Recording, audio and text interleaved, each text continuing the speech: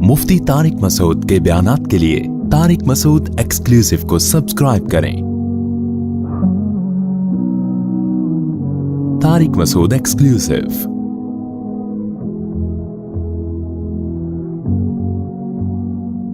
आपको मालूम है पिछले रुकू में अल्लाह ने असहाबे कहफ का वाक़या सुनाया कि जिन्होंने अल्लाह की खातिर कुर्बानी दी और अल्लाह पे एतमाद और तवक्कुल किया तो नाकामियों के नक्शों में भी अल्लाह ने उनको कामयाब किया। कामयाबी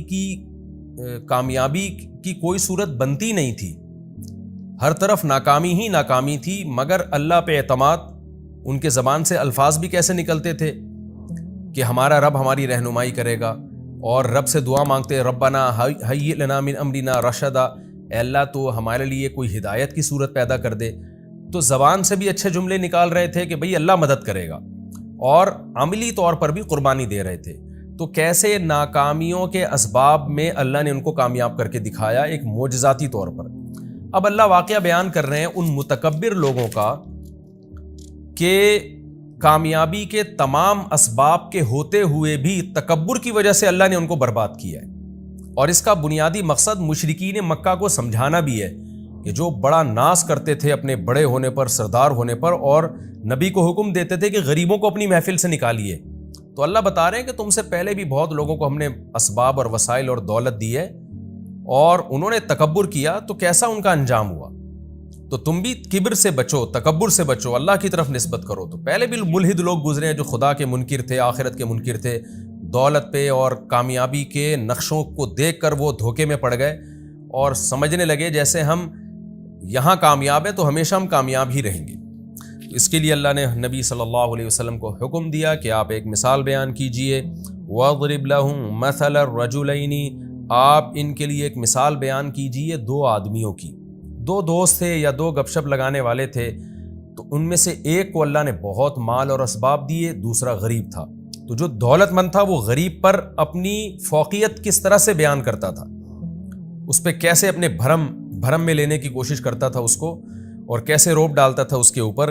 अल्लाह फरमाते हैं जअलना लिअहदिहिमा जन्नतैनी, हमने दोनों में से एक के लिए दो बाग बनाए। अब देखो अल्लाह ताला ने कैसा निज़ाम रखा है। दो बाग थे तो अल्लाह एक मुसावात का निज़ाम चलाता, एक को एक बाग दे देता, दूसरे को दूसरा बाग दे देता। लेकिन अल्लाह ताला की हिकमत है कि किसी को बहुत दौलत दे देते हैं, किसी को बिल्कुल गरीब बना देते हैं। अब एक ही को दो बाग दे दिए, दूसरे के पास कुछ भी नहीं है।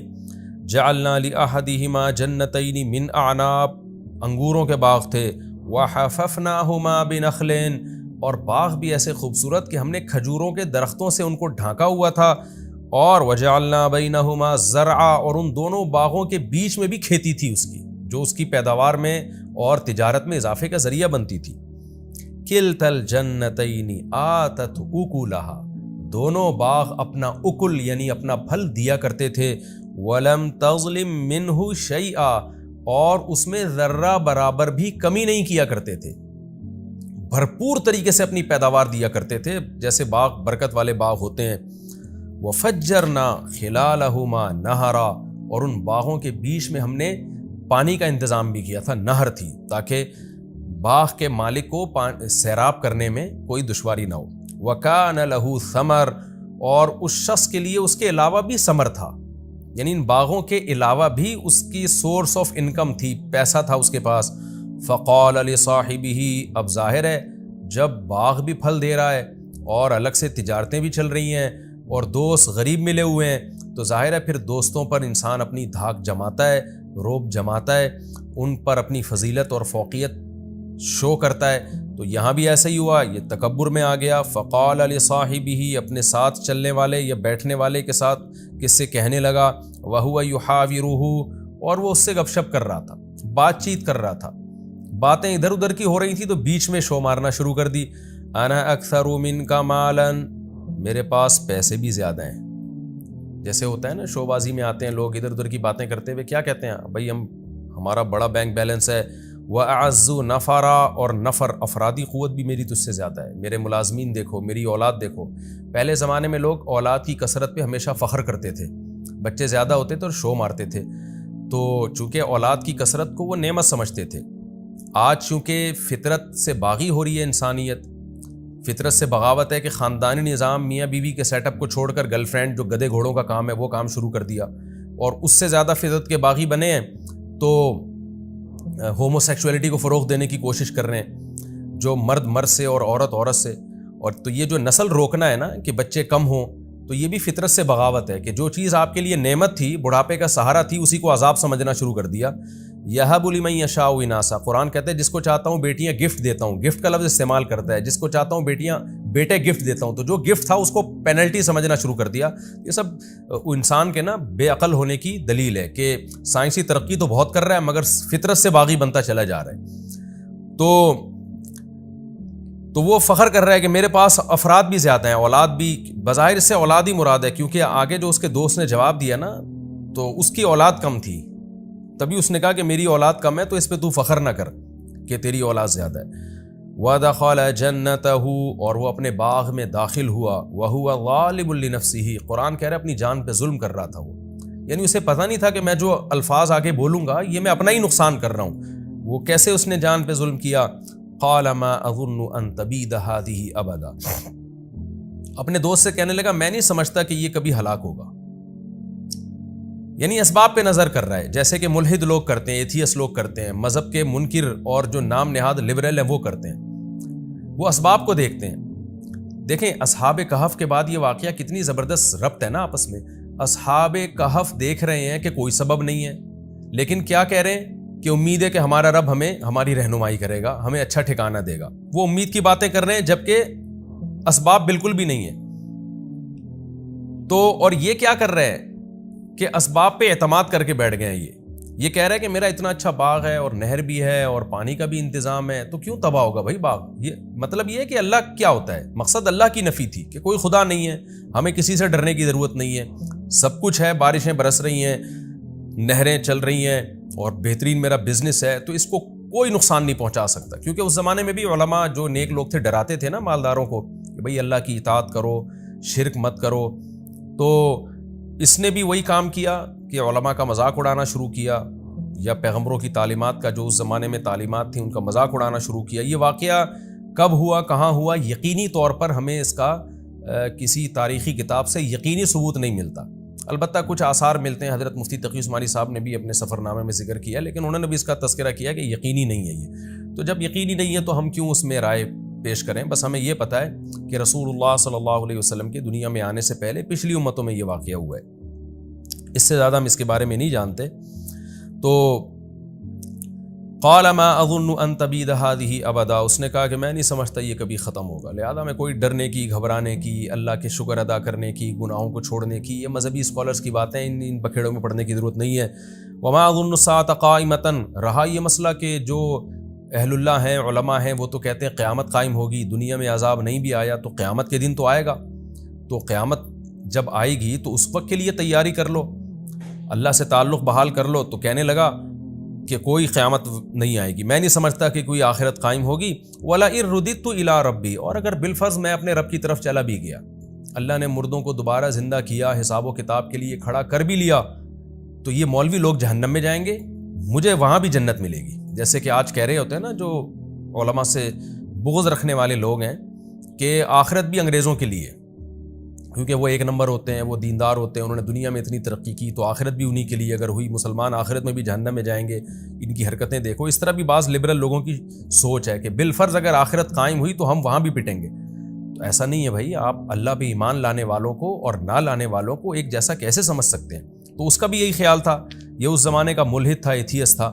تو کہنے لگا اگر بالفرض میں اپنے رب کے پاس گیا بھی، لَأَجِدَنَّ خَيْرًا مِّنْهَا، تو اس سے بہتر باغ میں وہاں پاؤں گا منقلبہ، لوٹنے کے اعتبار سے. مطلب یہ کہ میری قابلیت اور اتنا کچھ میں نے اسٹرگل کی، ایمانداری کے ساتھ محنت کر کے میں یہاں تک پہنچا ہوں، تو اس کا مطلب میں ایک اچھا انسان ہوں. تو اگر بالفرض قیامت قائم ہو بھی گئی تو جیسے مجھے یہاں بہت کچھ ملا ہے میری محنت کی وجہ سے، تو وہاں بھی لازمی ملے گا مجھے. تو اس لیے اس کے لیے مجھے نماز روزے کی اور توحید کی اور ان سب بکھیڑے میں پڑھنے کی ضرورت نہیں ہے. لیکن اس کا جو دوست تھا، غریب تھا، وہ مسلمان تھا، اس نے کیا کہا؟ قال له صاحبه، اس کے دوست نے اس سے کہا، وهو يحاوره، وہ بھی گپ شپ کر رہا تھا، کیا کہا؟ اکفرت بالذی خلقک من تراب، تو ایسی ذات کا انکار کرتا ہے جس نے تجھے مٹی سے پیدا کیا. کیا مطلب؟ زبان سے تو کہہ رہا ہے کہ میرا خدا ہے، لیکن تیرے عمل سے لگ رہا ہے کہ تو خدا کو نہیں مانتا. جو خدا کو مانتا ہے وہ سب سے پہلے ڈرتا ہے. وہ یہ نہیں کہتا کہ یہ باغ ہمیشہ رہے گا، وہ کہتا ہے کہ بھئی اللہ نے چاہا تو رہے گا، نہیں چاہا تو یہ 2 منٹ میں ختم کر دے اس کو. تو اصل طاقت اور قدرت تو اللہ کی ہے، تو اس خدا کا انکار کر رہا ہے جس کی یہ طاقت ہے کہ اس نے تمہیں مٹی سے بنایا، پھر پانی کے قطرے سے بنایا. تو جو پانی کے قطرے سے انسان بنا سکتا ہے، اتنا پاورفل، اتنا طاقتور، وہ چاہے تو تیرے باغ کو 2 منٹ میں ختم کر سکتا ہے. تو ایسے بے فکر ہو کے کیسے بیٹھ گیا ہے؟ جیسے کہ آج ملحد اور ایتھیسٹ لوگ بیٹھ جاتے ہیں کہ کچھ نہیں ہونے والا. یعنی یہ اللہ کیا ہوتا ہے بھائی؟ سب کچھ اسباب سے ہے. تو بھی اسباب کو دیکھ کر دھوکے میں آ رہا ہے. تو تجھے کیا ہو گیا؟ اکفرت بالذی خلقک من تراب ثم من نطفہ ثم سواک رجلا. پھر اس نے تجھے مرد بنا دیا، انسان بنا کے ماں کے پیٹ سے باہر نکال لیا، جس کی یہ طاقت اور قدرت ہے. اور تو کہہ رہا ہے قیامت بھی قائم نہیں ہوگی. تو یہ بھی تو خدا کا منکر ہے، کیونکہ تو خدا کی طاقت کا انکار کر رہا ہے. اس لیے کہ جو یہ کہتا ہے نا قیامت قائم نہیں ہوگی، وہ اس لیے یہ کہتا ہے کہ اس کے ذہن میں یہ ہوتا ہے یہ مردے دوبارہ زندہ کیسے ہو جائیں گے. اس کا مطلب آپ خدا کے منکر ہو، آپ خدا کی طاقت کا انکار کر رہے ہو. تو یہ تمام باتیں خدا کا انکار ہیں. ان سب کی ایک ہی دلیل ہے کہ جس نے مٹی سے پانی کا قطرہ بنا دیا اور پانی کے قطرے سے پورا انسان بنا کے ماں کے پیٹ سے باہر لے آیا اور پھر ماں کی چھاتیوں میں دودھ پیدا کر دیا. اب اس کو اپنی طاقت اور قدرت کے لیے مزید کسی دلیل کی ضرورت نہیں ہے. لکنہ اللہ ربی. تو یہ باتیں کر رہے کہ یہ باغ کبھی فنا نہیں ہو سکتا اور قیامت قائم نہیں ہوگی، لیکن میرا یہ کانسیپٹ نہیں ہے. میں تو کہتا ہوں اللہ ہے میرا رب، ولا اشرک بربی احدا. میں اپنے رب کے ساتھ کسی کو شریک نہیں کرتا. عقیدہ توحید کا قائل ہوں میں کہ سب طاقتیں اسی کے پاس ہیں. تو تجھے ہونا یہ چاہیے تھا کہ تو جب باغ میں داخل ہوتا تو یہ کہتا. یہ ایسے جیسے دوست گویا بزبان حال کہہ رہے کہ بھئی تو خدا کی تعریفیں کر کے کہنا کیا چاہتا ہے. تو جو کہہ رہے اللہ میرا رب ہے اور میں گویا کفر کر رہا ہوں، تو صحیح طرح بتا تو کہنا کیا چاہتا ہے کہ مجھے کیا کرنا چاہیے. اس لیے اگلے جملے میں اس نے یہ کہا وَلَوْلَا إِذْ دَخَلْتَ جَنَّتَكَ. ایسا کیوں نہیں ہوا کہ جب تو اپنے باغ میں داخل ہوا قُلْتَ مَا شَاءَ اللَّهُ. تو کہتا بھائی جو اللہ چاہتا ہے وہ ہوتا ہے. تو اللہ نے چاہا مجھے اتنا اچھا باغ دے دیا، اللہ چاہے تو یہ چھین بھی سکتا ہے. تو یہ اللہ کی طاقت ہے، یہ میرا کمال نہیں ہے. لا قوت الا باللہ. کوئی قوت نہیں ہے مگر اللہ کی طاقت کے ساتھ. اللہ کی طاقت ہوگی تو پھر ان قوتوں کا ہمیں فائدہ ہوگا. ان ترانی انا اقل منک مالا وولدا. اگر تیرا خیال یہ ہے کہ میں مال اور اولاد میں تجھ سے کم ہوں، تو بجائے دھونس جمانے کے تو اللہ کا شکر ادا کرتا، بھئی اللہ کا دیا ہے. یوں کہتا فاسا ربی. میں تو امید کی بات کرتا ہوں، امید ہے میرا رب ان یؤتینی خیرا من جنتی کا. ہو سکتا ہے وہ کل تقدیر کا پانسا پلٹے اور تیرے باغ سے بھی بہتر باغ مجھے دے دے. وَيُرْسِلَ عَلَيْهَا حُسْبَانًا مِّنَ السَّمَاءِ. اور تو جو اس طرح کی تکبر والی باتیں کر رہا ہے تو عین ممکن ہے تیرے باغ پہ کوئی آسمانی آفت بھیجے فَتُصْبِحَ صَعِيدًا زَلَقًا. اور وہ چٹیل میدان بن جائے. دیکھیں ناکامی کے نقشوں میں بات کیسی کر رہا ہے، امیدیں والی، کہ میرے پاس کچھ بھی نہیں ہے. آج کسی غریب کو تانا دیں تو وہ پھوٹ پھوٹ کے رونا شروع کر دے گا. لیکن اللہ بتا رہا ہے غریب کو بھی کہ بھائی بات تسلی کی کرو، بھائی اللہ نے دی ہے نا مجھے غربت، تو اللہ چاہے تو 2 منٹ میں مجھے دولت دے سکتا ہے. تو وہ غریب بھی چونکہ مسلمان تھا، اہل ایمان تھا، امید کی باتیں کر رہا ہے اور ڈپریشن کو ختم کر رہا ہے، اسٹریس کو ختم کر رہا ہے. فوراً کیا کہنے لگا، بھائی اللہ تعالیٰ چاہے تو 2 منٹ میں مجھے اس سے اچھا باغ دے دے. اور تو جو تکبر کر رہا ہے تیرے باغ کو 2 منٹ میں ہلاک کر دے، ختم کر دے. او یصبح ماؤها غورا. اور یہ جو نہروں پہ تو تکبر کر رہا ہے، تیرا پانی زمین میں دھسا دے اور تو اس پانی کو طلب کرنے کی طاقت ہی نہ رکھے. وَأُحِيطَ بِثَمَرِهِ. اس نے تو ایسی ایک بات کہہ دی تھی، اللہ کہتے ہیں ہم نے ایسا ہی کیا اور اس کے باغ کو ہلاکت نے گھیر لیا. فَأَصْبَحَ يُقَلِّبُ كَفَّيْهِ عَلَى مَا أَنفَقَ فِيهَا. جو کچھ باغ میں اس نے انویسٹ کیا تھا اس پر کف افسوس ملنے لگا. اور وَهِيَ خَاوِيَةٌ عَلَى عُرُوشِهَا. کوئی رات میں آسمانی آفت آئی ہے، صبح اٹھا تو سارا باغ الٹا پڑا ہوا تھا. وَيَقُولُ يَا لَيْتَنِي. اور کہنے لگا ہائے کاش، لَمْ أُشْرِكْ بِرَبِّي أَحَدًا. میں اپنے رب کے ساتھ کسی کو شریک نہ کرتا. کیا مطلب؟ خالص توحید کا قائل ہوتا. خالص توحید یہی ہے کہ ہر چیز اللہ کی طرف مفوض کی جائے. وَلَمْ تَكُن لَّهُ فِئَةٌ يَنصُرُونَهُ مِن دُونِ اللَّهِ. اللہ فرماتے ہیں اس کی کوئی ایسی جماعت نہ بنی جو اس کی اللہ کے عذاب سے مدد کر لیتی. جو بڑا ناز تھا نا کہ میرے اولاد بھی زیادہ اور میرے پاس افرادی قوت بھی زیادہ. وما كان منتصرا. اور نہ وہ خود اپنی مدد کر سکا. تو یہ اللہ نے واقعہ بیان کیا بتانے کے لیے کہ اپنی دولت پہ، اپنے مال پہ کبھی اتراؤ مت. وہی بات ہے جو قرآن میں سورہ معارج میں ہے نا، ان الانسان خلق ہلوعا. انسان جلد باز ہے. اذا مسہ الشر جزوعا. جب مصیبت پہنچتی ہے تو بے چین ہو جاتا ہے، بے صبرا بن جاتا ہے، اور جب خوشی پہنچتی ہے تو اترانے لگتا ہے۔ الا المصلین، سوائے وہ لوگ، ان لوگوں کے جو مذہب کو فالو کرتے ہیں، جو نماز پڑھتے ہیں، زکوٰۃ دیتے ہیں، معاہدوں کی پابندیاں کرتے ہیں، وہ کیا ہوتے ہیں کہ وہ ایسے نہیں ہوتے۔ انہیں جب خوشیاں پہنچتی ہیں اتراتے نہیں ہیں، بلکہ اللہ کی محبت میں ڈوب جاتے ہیں کہ ہمارے رب نے احسان کیا، اور جب کوئی غم پہنچتا ہے تو صبر کرتے ہیں، امید کی باتیں کرتے ہیں۔ جو اللہ مصیبت پہنچا سکتا ہے وہ مصیبت دور بھی کر سکتا ہے۔ تو کتنا بہترین سبق ہمیں ان آیات میں ملا ہے، اور اس میں ملحد اور ایتھیس لوگ جو اپنی ترقی پر غیر مسلموں کی سائنسی ترقیوں پہ ناز کرتے ہیں، ان کے لیے بھی عبرت کا سامان ہے کہ آج یہ ترقی ہے، کل یہ تباہ و برباد بھی ہو سکتی ہے۔ ہم تو ایک بات جانتے ہیں، جس خدا نے پانی سے انسان کو بنایا یہ آٹومیٹیکلی نہیں ہو سکتا، یہ خدا کا کام ہے، اور ایسے سافٹ ویئر ماں کے پیٹ میں انسٹال کر دیے اور اس پانی کے قطرے میں انسٹال کر دیے کہ تھوڑے دنوں میں وہ ناک کان آنکھ دل دماغ جگر بن کے ماں کے پیٹ سے باہر آئے اور پھر چھاتیوں میں فوراً دودھ پیدا ہو جائے۔ جو خدا یہ کر سکتا ہے تو سب سے اہم ہماری نظر میں اہم یہ بات ہے کہ اس خدا سے تعلق اچھا کیا جائے، اس خدا کو راضی کیا جائے۔ پھر اگر دنیا میں ناکامی بھی ہے تو یہ ناکامی وقتی ناکامی ہے، یہ حقیقی ناکامی نہیں ہے، اور اس خدا کو ناراض کر کے اگر آپ نے دنیا حاصل کی ہے تو اس زیب و زینت سے قطعاً متاثر ہونے کی بالکل بھی ضرورت نہیں ہے۔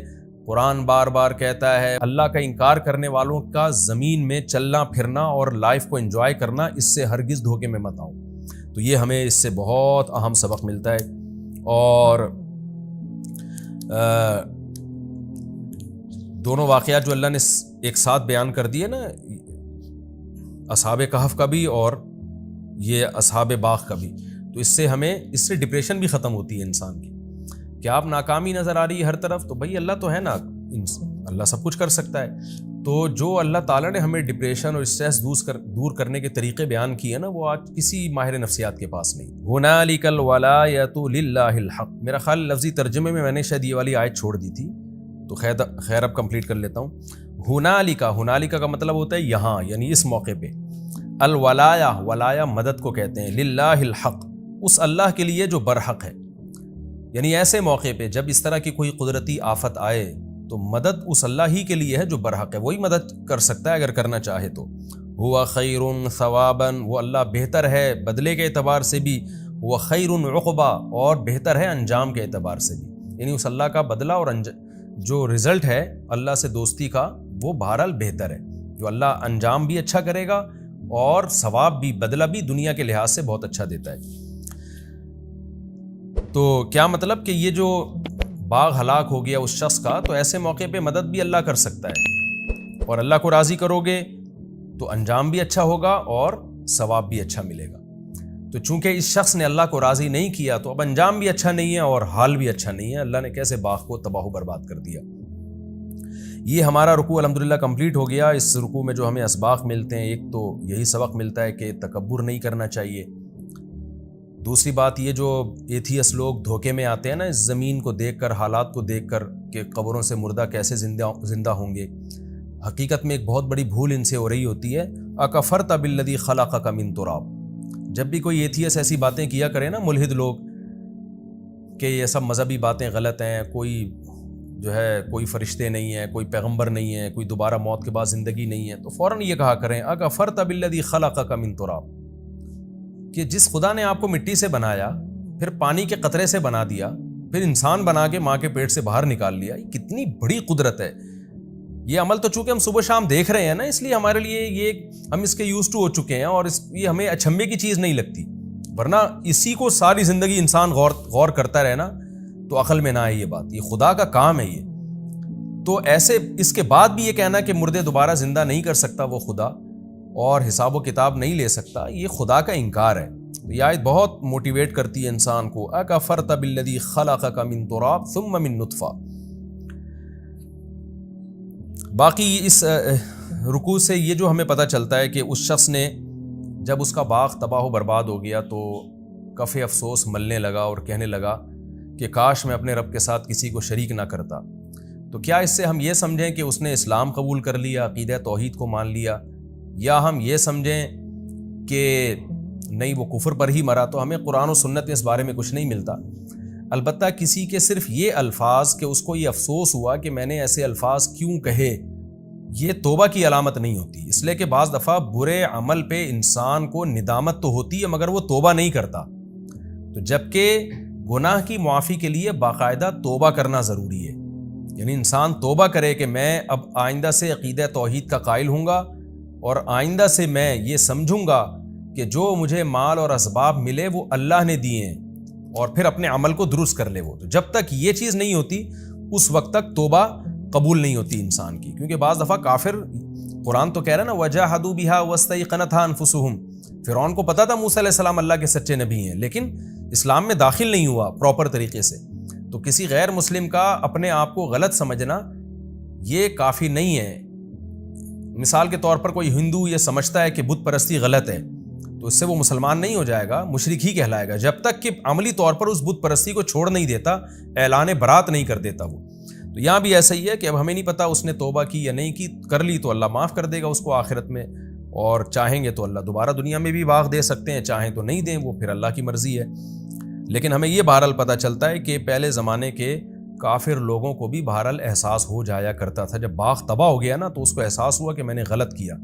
لیکن آج لوگوں کے دل اتنے سخت ہو چکے ہیں کہ آسمانی آفتیں اور عذاب دیکھ کر بھی عبرت حاصل نہیں ہوتی اور اپنی غلطیوں پر ندامت کے لیے بھی تیار نہیں ہوتے. یہ بھی ایک بہت اہم بات ہے، اس سے بھی ہمیں ڈرنا چاہیے.